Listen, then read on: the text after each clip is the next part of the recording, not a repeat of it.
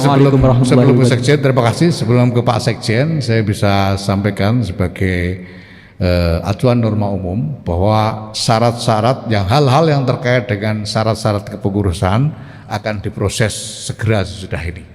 Termasuk apabila ada sekjen yang masih wali kota, ini bagaimana, ini nanti akan kita segera proses sesudah ini. Mungkin kalau Pak Sekjen mau menambahkan, silakan itu saja. Ya. Cukup ya. Mungkin bisa Gus Ipul nanti menambahkan. Ya, Silakan yang lain.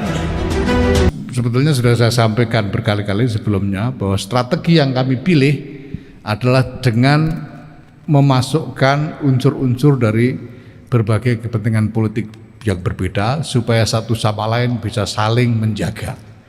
Karena kalau kita bersihkan dari politisi sama sekali, ya, tetap saja nanti kepentingan-kepentingan politik akan berusaha masuk, dan justru dengan memasukkan orang-orang yang sudah diketahui memang punya latar belakang politik seperti Pak Nusron jelas Golkar, seperti Pak ada yang lain Pak Falah itu jelas PDI, kemudian nanti ada lagi yang jelas PKB dan lain sebagainya, supaya mereka saling menjaga, sehingga kalau mereka mengeluarkan atau bertindak atau menyampaikan sesuatu yang miring-miring kepada kepentingan politik masing-masing itu bisa langsung ketahuan, tidak bisa mengklaim sebagai sesuatu yang netral, karena kita ingin PBNU ke depan ini sungguh-sungguh transparan, semuanya diketahui oleh publik,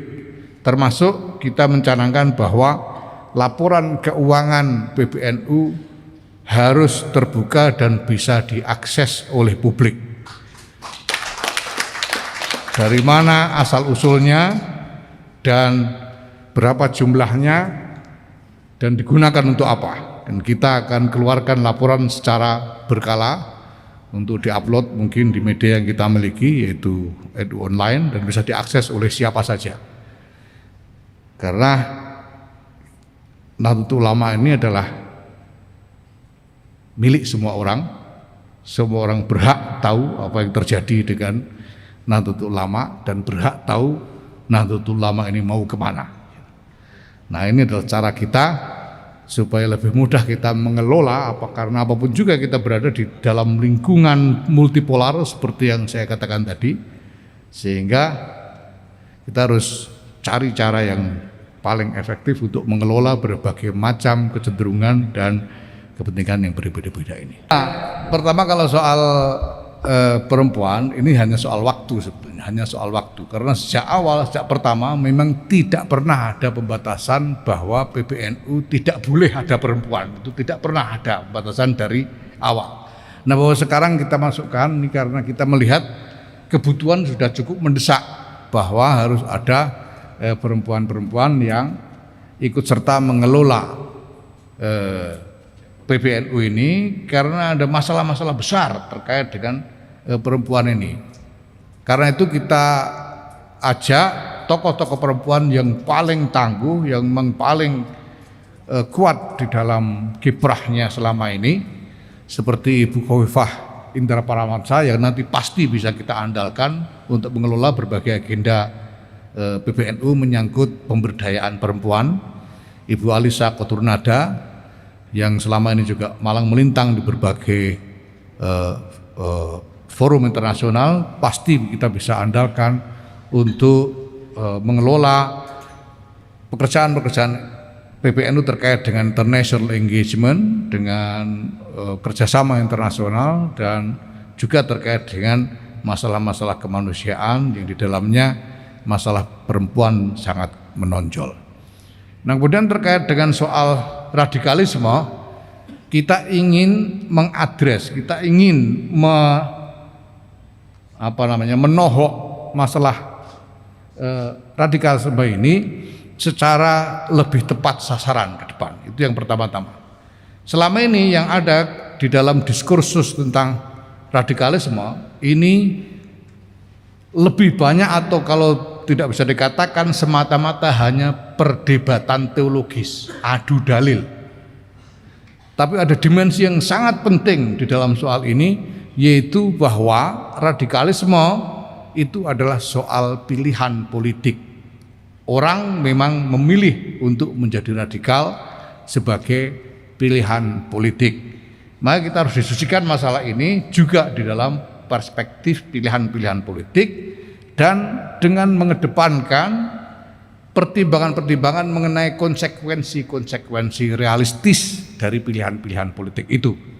Mereka yang memilih untuk ikut dalam jalur radikal ini adalah mereka yang membuat pilihan politik untuk memperjuangkan supaya dunia ini kembali ke tatanan lama sebelum Perang Dunia Pertama, tatanan khilafah.